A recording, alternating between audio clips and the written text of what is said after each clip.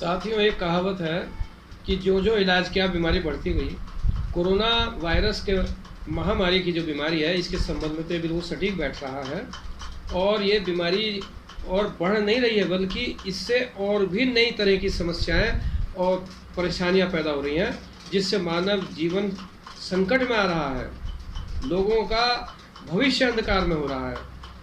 तो इसलिए जो रणनीति पर हम काम कर रहे हैं, जो इस बीमारी का इलाज कर रहे हैं, उसकी रणनीति हमें बदलनी पड़ेगी। इसी उद्देश्य से विचार करके मैंने जो कुछ महसूस किया है वो मैं आपको बताना चाहता हूँ, और आप लोगों की सहमति हो या इसमें और भी आप लोगों का जो सुझाव हो उसे मुखर होकर आप बताइए, ताकि धीरे धीरे ये बात जो सक्षम अधिकारीगण है, शासक तंत्र है, वहाँ तक भी ये पहुँचे।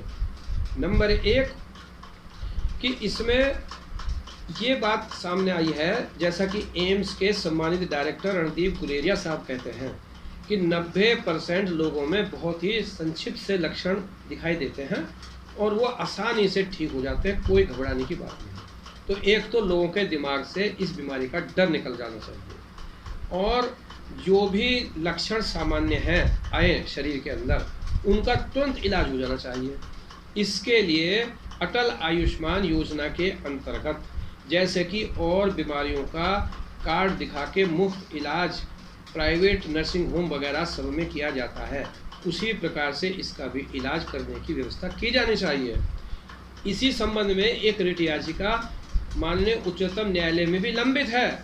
उसमें क्या निर्णय हो इसकी प्रतीक्षा नहीं, इससे पहले ही इस प्रकार से आदेश शासन के द्वारा कर दिए जाना चाहिए।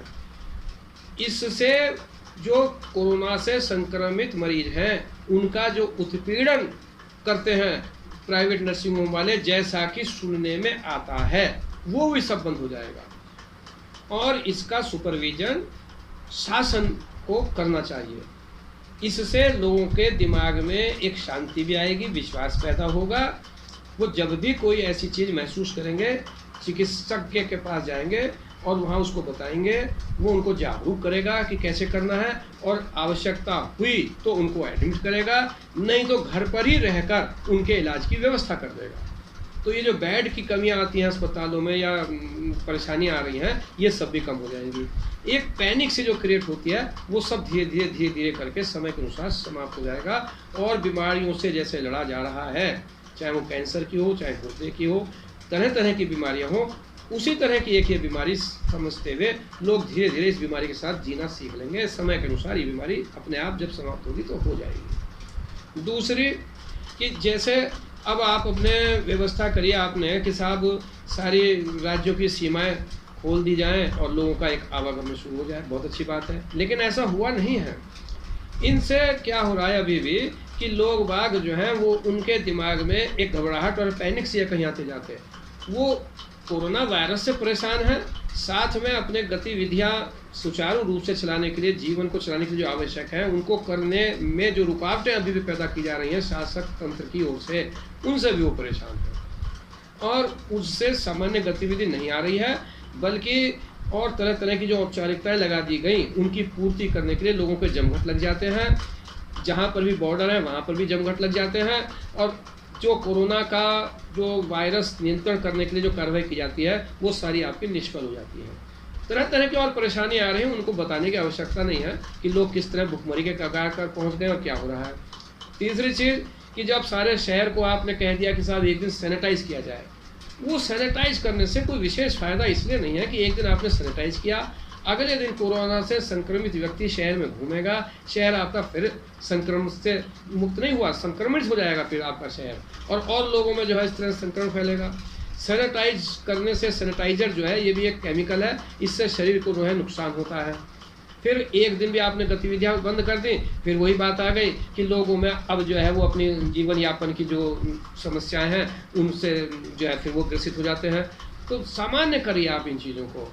और इसी प्रकार से बहुत सारी चीज़ें ये आ रही हैं कि जैसे मास्क आपने नहीं लगाया, चाहे आप अकेले ही सड़क पर जा रहे हैं, तो आपको जो है 5,000 रुपये जुर्माना, इतने साल की सज़ा, लॉकडाउन की और बहुत सारी इस तरह के प्राविधान हैं, जिनमें आपने जो है पुलिस को अधिकार बहुत सारे दे दिए कि जिसमें वो मुकदमे कायम करके जेल भेजते हैं।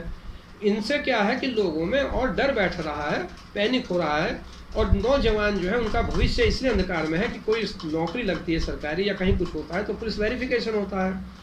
अब वो पुलिस वेरिफिकेशन जब होगा तो उनका है कुछ नहीं, कोई ऐसा अपराधी नहीं है वो कि लॉकडाउन में थोड़ा था, ये मुकदमे चल रहे हैं, फिर मुकदमों में चक्कर काटेगा। तो ये सारी चीज़ें जो है ख़त्म होनी चाहिए। 25 मार्च से पहले जैसा जीवन चल रहा था उस तरह से जीवन चलाइए और इसके अंदर लोगों को जागरूक कीजिए। एक चीज़ और सामने आई है जो हमारी Indian council of medical research ने एक एट रैंडम सर्वे करके सामने लाया है, वो ये है कि 30% आदमियों को तो कोरोना हो गया और वो ठीक भी हो गए, उन्हें पता ही नहीं लगा कि हमें कोरोना से संक्रमण था। तो इतना हवा बिठा रखा है जो वो ख़त्म कीजिए। इसकी मृत्यु दर मुश्किल से 3% बताते हैं। लोगों को जीना सिखाइए, जैसे और बीमारियों के साथ जी रहे हैं इसीलिए इस तरह से इसी बीमारी के साथ भी उनको जीना सिखाइए और बिल्कुल सारे मौलिक अधिकार वगैरह सब उनके जो है बहाल कीजिए।